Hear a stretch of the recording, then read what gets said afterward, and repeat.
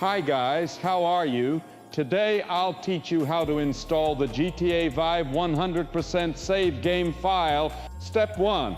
Open the Chrome browser and search for GTA V 100% save game file. The link for this file is in my description. Download the file to your computer.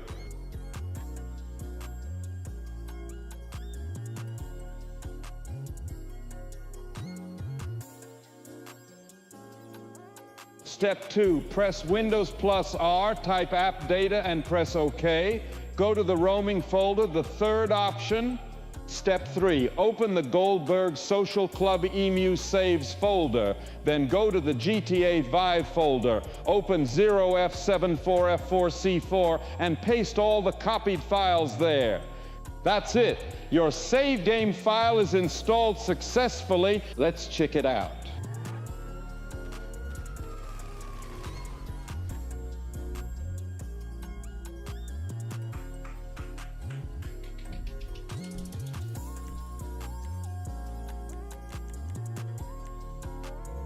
You see, all missions are done. Please like, comment, and subscribe.